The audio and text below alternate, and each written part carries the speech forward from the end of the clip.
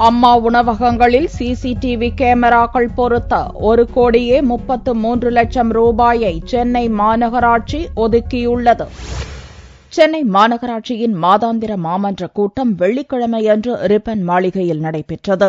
இந்த கூட்டத்தில் சென்னை மாநகராட்சியால் நடத்தப்படும் 200க்கும் மேற்பட்ட அம்மா உணவகத்திற்கு தலா 3 எண்ணிக்கையில் 600 சிசிடிவி கேமராக்கள் பொருத்துவதற்காக கடந்த ஜூலை மாதம் 1,07,39,000 ரூபாய் மதிப்பில் கோரப்பட்டுள்ள டெண்டரை மறுமதிப்பீடு செய்து 1,33,36,675 ரூபாய்க்கு எல்காட் நிறுவனத்திற்கு டெண்டர் அளிக்க தீர்மானம் நிறைவேற்றப்பட்டது.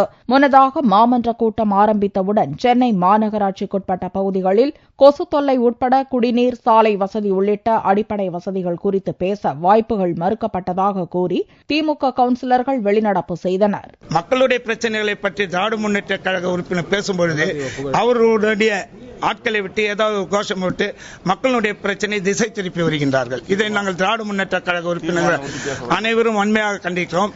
இன்றைய தின தீர்மானத்தை ஒட்டி திராவிட முன்னேற்ற உறுப்பினர் பேச எழுதும்போது எதையும் பேச அனுமதிக்காமல் அவர் ஒரு அலாஜாவு போக்கை கடைபிடித்துக் கொண்டிருக்கிறார். இந்த கூட்டத்தில் சென்னை மாநகராட்சி எல்லைக்குட்பட்ட பகுதிகளில் வறுமையில் வாழும் முதியோர்களுக்கு ஓய்வூதியம் வழங்குவது உள்ளிட்ட 23 தீர்மானங்கள் நிறைவேற்றப்பட்டது.